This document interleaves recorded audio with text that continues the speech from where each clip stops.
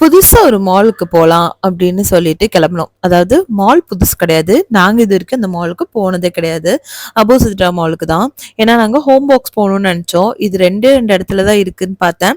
So ஒண்ணு mall of Qatar, இன்னொன்னு அபோசிட்ரா mall. சரி, மால் ஆஃப் கத்தார்ல நெறைய கூட்டமா இருக்கும். அண்ட் இந்த மாலுக்கு இதுவரைக்கும் போனதே இல்ல அப்படிங்கிறதுனால போலான்னு. அங்க போனா சுத்தமா ஆளுங்களே இல்ல. யாருமே இல்ல லிட்டரலி ஹோம் பாக்ஸ்க்குள்ள. ஸோ நாங்க போய் கொஞ்சம் எல்லாமே எக்ஸ்ப்ளோர் பண்ணி பார்த்தோம். நெறைய ஆஃபர்ஸும் அங்க வந்து போட்டிருந்தாங்க. நாங்க மெயினா போனது வந்துட்டு விண்டோ கர்டன்ஸ் எல்லாம் வாங்குறதுக்காக தான்.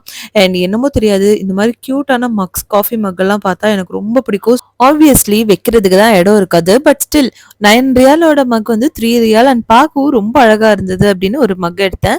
Home box, home centre, IKEA இங்கெல்லாம் வந்தா வாங்குறோமோ இல்லையோ, இந்த மாரி கியூட்டான ஐட்டம்ஸ் எல்லாம் பார்க்கறதுக்கு எனக்கு ரொம்ப பிடிக்கும். ஸோ அதெல்லாம் அப்படியே பார்த்துட்டு எங்களுக்கு தேவையானதை வாங்கிட்டு நாங்க அங்கிருந்து கிளம்பிட்டோம். ஸோ அப்படியே நைட்டு டின்னருக்கு வந்துட்டு தோஹா மாடர்ன் பேக்கரிக்கு தான் வந்துட்டு போயிருந்தோம். ஏன்னா நான் லாஸ்ட் கொஞ்ச நாளாவே வந்து கொஞ்சம் ஹெல்த்தியா சாப்பிடலாம் அப்படிங்கிற மாதிரி ஒரு ஐடியா. ஸோ ஒரு 1 மந்த்தா எப்படியோ கொஞ்சம் கடைப்பிடிச்சிட்டு தான் இருக்கேன். வெளியில ஏதாவது சாப்பிடணும் அப்படின்னு இருந்தா கூட கொஞ்சம் ஹெல்த்தியர் ஆப்ஷனா சூஸ் பண்றது. அப்படியே நீ இங்க வந்த அப்படின்னு கேட்டிங்கன்னா, இங்க வந்து ஃபலாஃபல் யூசுவலா வந்து ஃப்ரெஞ்ச் ஃப்ரைஸ் இதெல்லாம் போடாம இவங்க வந்து கொஞ்சம் இந்த வினிகர்ல சோக் பண்ண மாதிரி வெஜிடபிள்ஸ் எல்லாம் போட்டு தான் வச்சிருப்பாங்க. அதனால எனக்கு கொஞ்சம் பிடிக்கும். நீங்க இதை ட்ரை பண்ணிருக்கீங்களான்னு கமெண்ட்ல சொல்லுங்க.